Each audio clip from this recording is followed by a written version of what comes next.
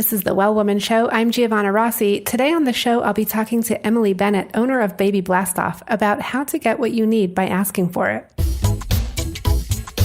Welcome to the Well Woman Show, where we interview women executives, leaders, and entrepreneurs. And you're listening to the Well Woman Show, where motivated women achieve fulfillment and well-being. You're listening to the Well Woman Show. Take time for myself by coming to things like Well Woman Drinks. To be accepting of myself no matter what. Step away from judgment as much as possible. You're listening to the Well Women Show. You're going to be in for a good ride. I don't regret anything. Everything I've ever done, I've learned from it, one way or another, good or bad. Being a little bit selfish for yourself, put your own oxygen mask on first and then give what's left. I'm a woman. I would prefer to tell my own story. My story, though it's very personal, is universal. You're listening to the Well Woman Show. And now your host, Giovanna Rossi. Hi, Giovanna Rossi here, and welcome to another episode of the Well Woman Show, where I interview women leaders, executives, and entrepreneurs about their lives and their road to becoming and being who they are today. Are you feeling burned out or finding it hard to focus on your goals? Or are you in transition? Well, you're not alone. We all need to activate our superpowers. These are the internal strengths and abilities we all already have but don't use all the time. Superpowers can be cultivated, and they include empathy, love, intuition, courage, and more. Toward the end of the show, in a segment called Superpowers for Success, I ask my guest about her superpowers, and the answers will give you the strength, perspective, and power to live a well-woman life. I'm so happy you're here, so thanks for tuning in. Today's topic is how to get what you need by asking for it. And hopefully, by the end of the show, you'll be inspired to re-examine the messages we send to our children, how you can encourage gender equality at a young age, and learn to find the words to ask for what you need to have better work-life balance. My guest today is Emily Bennett. She's the founder and owner of Baby Blastoff, a children's clothing line aiming to transcend the gender stereotype messages found in most children's clothing.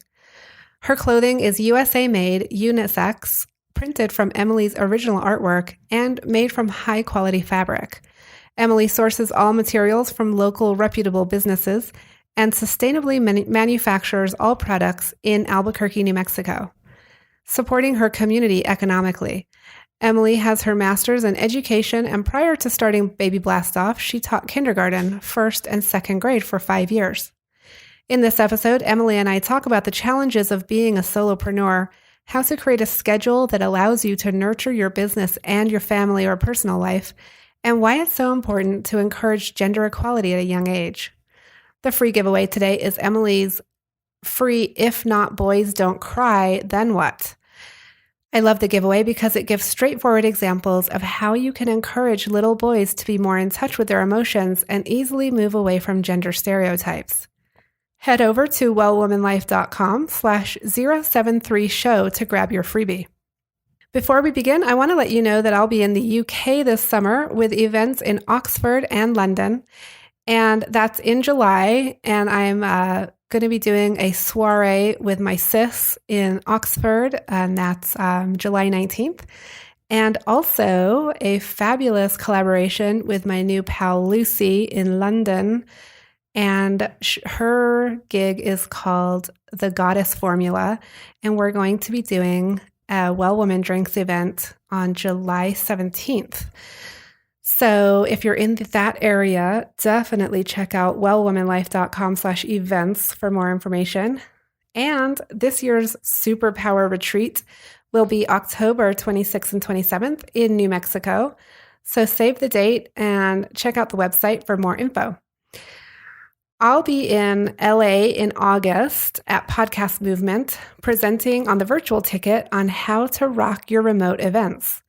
So go to podcastmovement.com for more info on that.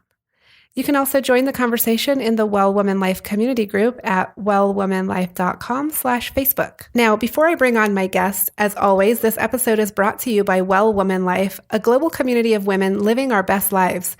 Whether it's your health, relationships, your money, or making an impact in your community and the world, Well Woman Life has you covered. You've made a commitment to not settle, to use your voice, and to live your best life. Well Woman Life offers annual memberships, workshops, and retreats to support you. Check out wellwomanlife.com/Facebook to join our growing community. Now back to the show. I'm speaking with Emily Bennett today. Welcome to the program. Hi, thanks for having me.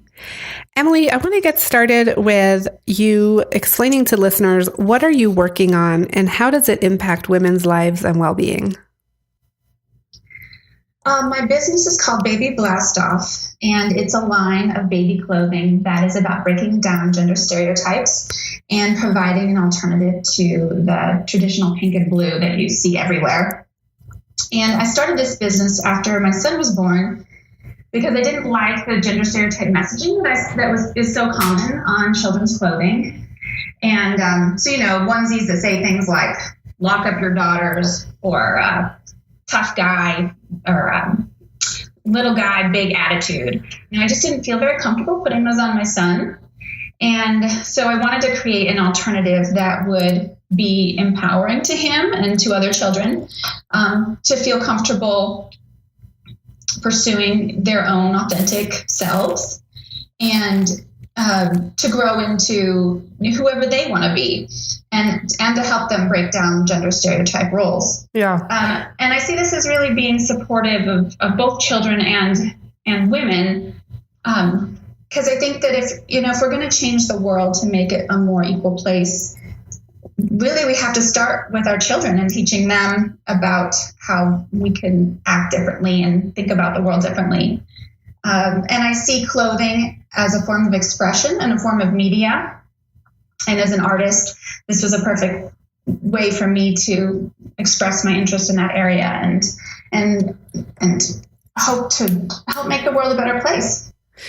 Yeah, so that's awesome. I want to ask you a few follow-ups based on what you've just said. And the first thing is that it's so interesting to me that there is a lot more focus now, which is great, on sort of middle school and high school girls and trying to get them interested in math and science. And I fully support those programs. But it's so interesting to me that we don't, follow the thread all the way back to the beginning, which is all of the messages that they're receiving from baby and toddlerhood, which is, exactly what you were just talking about. Yeah, it's amazing to me. When I look at onesies, I just can't believe the messages that we put on babies, and seemingly without thinking very much about that and wondering about how that impacts their lives and how people treat them, even as tiny babies. Yeah. No, it's so true. I mean, we just are, I think we are just, society has trained us to even, to accept those things, but also to speak to our little girls and little boys differently. Yeah. I hear that a lot. I hear, "Oh, you're so cute," to the little girls, and "Oh, look how fast you are," and that was so clever, to the little boys. And so it's really about becoming much more aware of that at an earlier age. Yeah, and I mean, I've seen a shift for girls a lot. People are talking about how to talk to girls and how to encourage them in a way that is empowering. And what I think is really interesting is that we're seeing that less for boys. And I think people are less comfortable in looking at how we treat boys and less comfortable in letting them wear pink and letting them, have a wider variety of themes in the clothing they wear.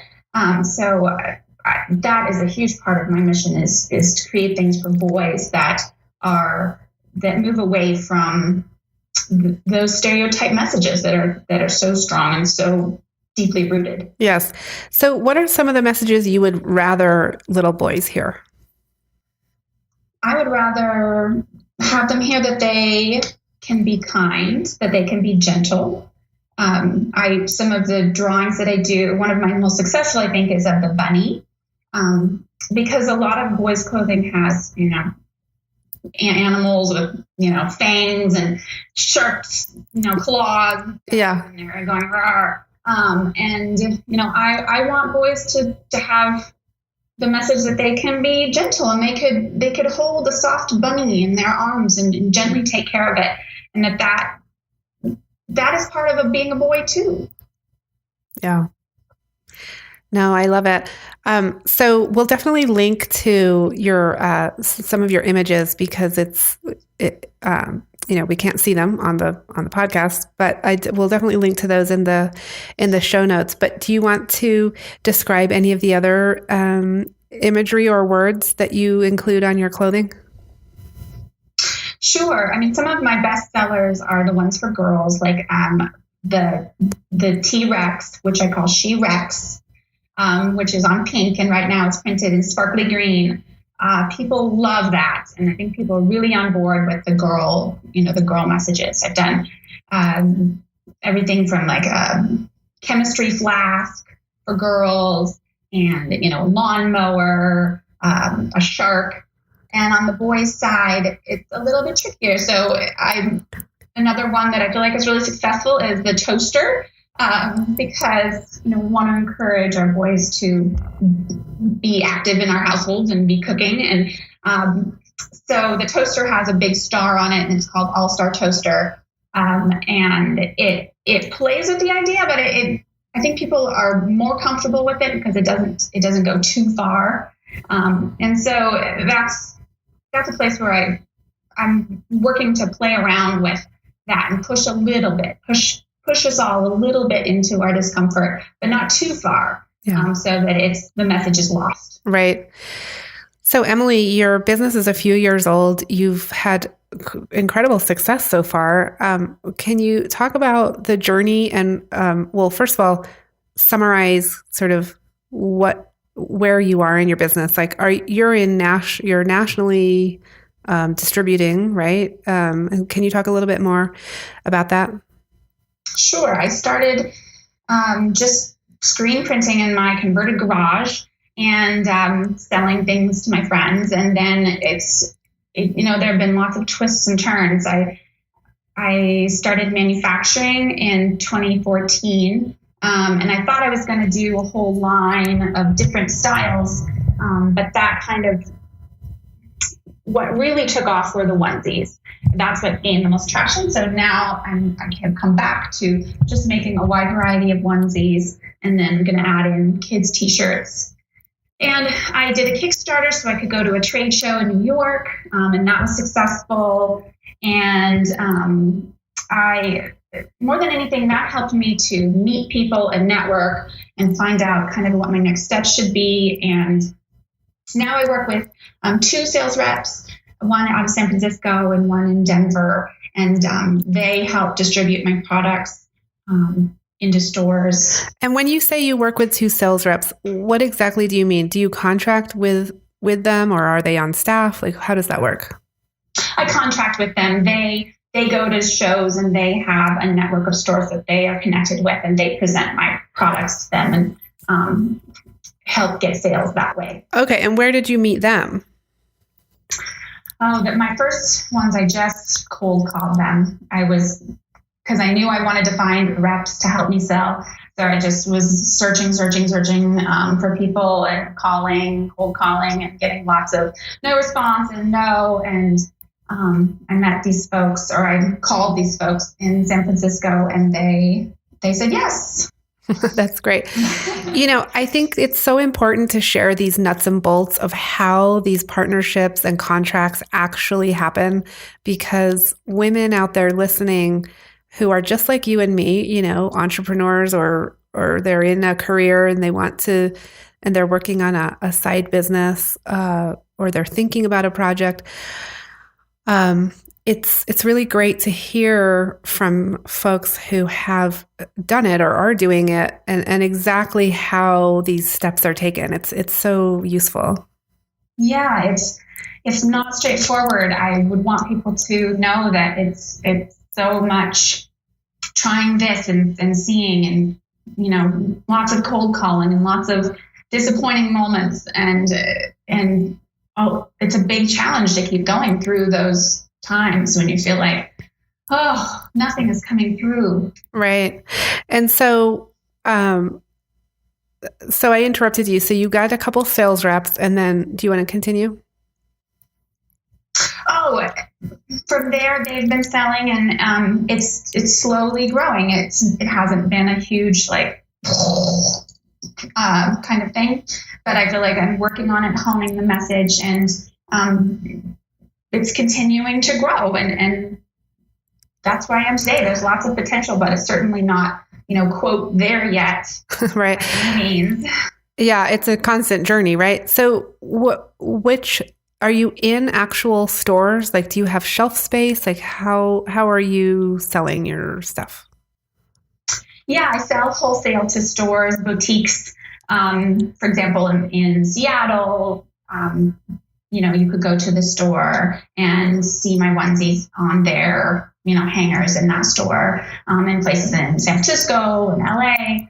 I also sell online, and I sell locally in Albuquerque at the farmers market, which is also fabulous. Oh, great. Okay. And so, yeah, you were talking just a minute ago about the process and just how important it is to stick with the journey. And even when it's feeling like nothing is happening, you're hitting a wall, what is it that helps you keep going in those moments? It helps me to keep going, to find something to do, some reason to hope, I guess. So taking action. Yeah, if I'm stuck or something isn't working, I try to go back to, okay, what steps can I take today? What can I do to feel productive today to help move myself forward? And sometimes it really helps me to connect with my mentors and other business friends and just say, hey, I'm really in this rut, and just have some personal connection, because I work alone a lot. And I think that can be a real struggle for solopreneurs. Yeah. So I also remembering to reach out to people who help you and say, help me, I'm struggling. Right. What should I do next? Or just let's have coffee. But in order to do that requires some vulnerability, right? Some sort of letting your guard down and saying, I need help. This isn't going well. And I think that's hard for women who are wanting to show that they are successful and wanting to be successful. So has that been a challenge? Absolutely. You have to open yourself up and be raw and, let people say what they're going to say. It's a huge risk, and the payoff to letting people in, I think, is tremendous and well worth it. Yeah, definitely. Well, Emily, can you describe a time in your own life when you weren't putting yourself first? Maybe you weren't taking care of yourself the way you probably now know you need to in order to do all of this. You're a mom, you're an entrepreneur. Mm-hmm. Can you talk about that? Sure. I juggle a lot of things, as we do as women and moms, and getting my kids signed up for classes and picking them up and making lunches and all the things that we do. And so it's really hard sometimes to carve out time just to work on my business. And at the beginning of this year, I was feeling in my guts, that sort of resentful feeling, like, oh, I just don't have enough time to do what I want to do. And it took some courage for me to talk with my family and say, I need more time. And so we worked out for my daughter to actually go to preschool more. And she started doing that, and that opened up for me a lot of space, and that feeling of resentment kind of melted away. And so it was really scary to kind of admit that was going on with me. But once I did, it really helped me to loosen and to get what I needed and take care of myself. Yeah, and I know that kind of conversation because I've had it. It is hard because on the one hand, you want to be a 100+% for your kids, and there's always that question of, is this right for my kids? Is this what we need to be doing? And on the other hand, it's if we don't do this, I can't pursue my business, or I can't go to the next level or whatever it is. So was that a difficult transition? Yeah, I think I struggle with it all the time. What is best for my kids? What, could I be doing more? I think as women, we have a lot of pressure from society, and we put on ourselves too, to be, super mom and be super entrepreneur and, do all the things and exercise every single day. I don't have any answers. It's a constant struggle. Yeah. I wanted to ask you also, you talk about gender stereotypes with children, of course, that you're addressing in your business with your clothing line. Have you experienced gender stereotypes in business, and how has that been, and how have you overcome that? Yeah, as a woman business person, I just feel more comfortable when I'm working with other women, and I do my best to surround myself with other women entrepreneurs because other women get it. They get what you're going through as a mom, and there was on the news that gentleman who was interviewed for the BBC or something, and then his kids came in the background, Skype thing. That is my life. I know. And other women, when they hear your kid go, "Mom, I need a snack," it feels less like a bad thing. It feels like they get it. And so I don't know. I don't think I've sort of figured out how to manage that, except for trying to associate myself with women and people who support, what I'm doing, and understand that you've got lots of things going on. Yeah. Now it's time for our segment called Superpowers for Success. But first, a quick word from our sponsor. Being a well woman includes being financially healthy. Our sponsors, Lorraine L. and Kate Stalter of Better Money Decisions, are on a mission to eliminate complexity and confusion from your financial life. They replace Wall Street jargon with straightforward talk you can understand, and they create investment and retirement plans customized for your needs and your future. Download a free copy of their latest book, Don't Let Your Money Kick the Bucket Before You Do, and learn how to avoid the biggest mistakes women make when planning for retirement. Go to bettermoneyDecisions.com/wellwoman and download your free book today. I want to ask you a few quick questions. The first one is, what does success in life mean to you? A successful life to me looks like having a giant web of community, and from your family close to you to friends, and having all of these connections that enrich your life. I think successful life would look like, wherever you go, if you're in the airport in London, you run into somebody and have a chance to connect with them, or you walk down the street by your house and you see a neighbor and you get the chance to connect with them. I think that is success. Another part, though, I think of a successful life is having something to work on that is really meaningful, is really purposeful work, is what I wanted to say. When you have a chance to engage in purposeful work, I feel like that is happiness. Did you have to make a decision at some point when you started your business that you could only do purposeful work? Because clearly your business is purposeful. Did you have to give something else up in order to pursue this? Well, having a stable income. Yeah.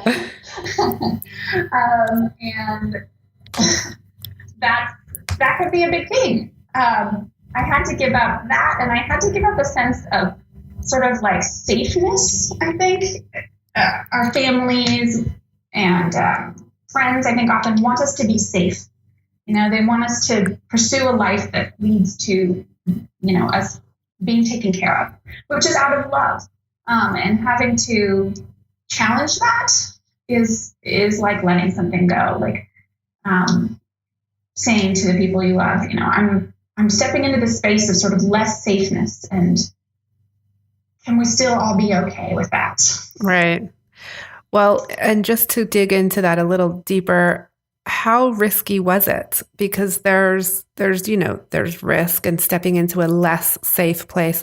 And then there's true risk where you literally, may like lose your home or something. So like, where were you on the spectrum? I mean, it's not super risky for me personally. But I think, for other people, for instance, parents, want you to save for retirement, things like that. Right. Yeah, understood. I think a lot of that is mindset, sort of thinking. You can think your way into a really scary place, right? Absolutely. Or you can think your way out of it too and say, here are the facts of the situation. We're going to be okay. Yeah, we might not save as much for retirement in the next couple of years while I build my business, but that's okay. And so defining sort of what's okay and what feels safe for you, I think, is a key part of it. Yeah, so important. Well, Emily, the next question is when did you know you were really good at what you do? Recently somebody said to me, it's such a pleasure to work with you. And I think that felt like a moment when I felt like, oh, I'm good at this. This person feels really comfortable working with me. And we've established a great working relationship. So this is so interesting because I ask this question to everybody I interview, and a lot of people's answers revolve around external, something external. So like someone telling them, something, which is, expected in a lot of ways. That's how we operate as people and as women. We definitely rely on those external validations for who we are and how valuable we are and whether we're good at something. But was there ever a time when internally you thought, I've just really got this. I just know in my gut, in my heart that I'm good at this and I'm going to do this? I don't know. I think it's something I struggle with every day. Yeah. Don't we all?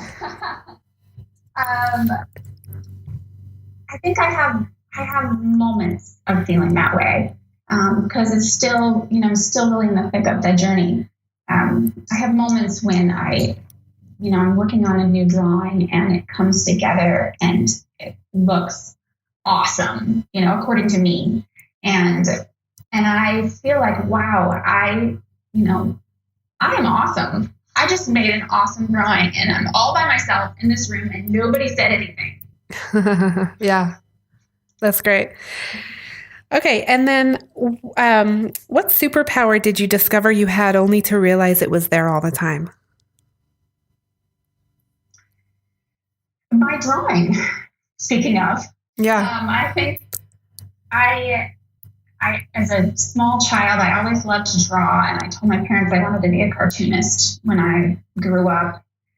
And I kind of went another direction for a while and, thought I wasn't going to do this. And recently I've, had more of those moments like I just described, being like, wow, I'm good at this. It feels like, yeah, I am an artist, and I have been my entire life. Cool. Okay. And then can you describe a personal habit that contributes to your well-being? Sure. Well, I go to bed every night at 9. I think that helps me. I try to do, as soon as my kids are in bed, I try to start my own routine for going to sleep. I'm not a night person, and sleep is so important to my own well-being. So I really try to be in bed as soon as possible so that I can get enough shut-eye for myself. And so does that also mean that you wake up early? No. I mean, I get up with my kids to get them ready, but I'm not up at the crack of dawn either. No, I need a good solid, 8-9 hours of sleep to be at my best. Yeah. So. Okay. And Emily, what advice would you give your younger self, say 10 or 15 years ago?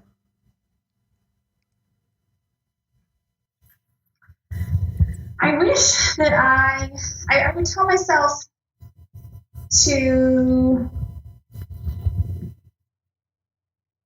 relax. I think I would tell myself that now too. That, when you're young, when I was younger, I felt a lot of pressure to have a job that provided insurance and all the things, to really be set, quote unquote. And, I look back on that time and I think, wow, I was so free in some ways. I wasn't married. I didn't have kids yet. I could have spent so much time working on artwork. But at that time, I wasn't feeling that way because I was feeling really anxious about being settled and being okay in that way. And so I think I would tell myself to just, relax. You're going to be okay. And you have so much time now to spend exploring things. Go explore. That's great advice. And then do you identify as a feminist, Emily? Absolutely. Okay. Do you want to say anything else?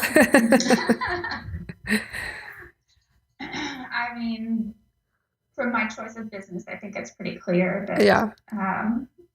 Yeah. Why is it so important to you that we have that feminism is strong? I think we would all benefit from a world that is more equal, not just women, but men too. And I think that I don't think that going the other direction is going to create more peace or caring in the world. Yeah. And I just want to pick up on, the conversation earlier we had about your clothing line and specifically the messages for boys. If we look at that, in the adult life, in the adult world, it's clear that men, there are male feminists, obviously. We have a lot of them. But a lot of men do not consider themselves feminists. And what would you say about that in terms of what you're trying to do with small children and how that translates to the adult world? I think that it's hard to change adult minds. I think that starting with children is how we change the world, and teaching our young sons about equality and about privilege and about caring and kindness, and allowing space for them to feel their feelings and support them in doing that, and giving them words for talking about their feelings. These are all things we can do right now for our young sons that I think will translate into, grown men who may think about the world differently. Yeah. Okay, Emily, last question. What are you reading right now? What's on your nightstand? I just finished reading True Diary of a Part-Time Indian by Sherman Alexie, and it was for my book group. Such a fabulous, interesting, devastating book. Are you familiar with Sherman Alexie? Yes. Yeah, but I haven't read that book. I would really recommend it. It will make you cry and it will make you laugh. It's about a Native teen living on the Spokane reservation, and it's partly autobiographical, not entirely, for Sherman Alexie. And then this teen chooses to go to school off the reservation, and it discusses all of the challenges that come with that. And but it's just so funny. Yeah, he's pretty funny. Okay, well, we'll definitely link to that in the show notes for people who want to follow up and read what you're reading. And Emily, it's been such a pleasure speaking with you today. Thank you. That's it for our show today. Remember, if you need support to live your Well Woman life, head over to wellwomanlife.com/Facebook to join us. Our monthly live event, Well Woman Drinks, brings women together to share our successes and challenges as women, leaders, moms, aunts, sisters, and all the other roles we carry. If you'd like to attend a Well Woman Drinks near you, or if there isn't one in your city yet and you'd like to start one, email info@wellwomanlife.com. If you enjoyed the show, please take a moment and subscribe in iTunes and leave a review. This helps raise visibility, which is super helpful when it comes to producing the show every week. For feedback, comments, or just to let me know you were listening today, find me on Facebook, Twitter, and Instagram @WellWomanLife. I'm Giovanna Rossi for The Well Woman Show. Until next time, have a super powerful week.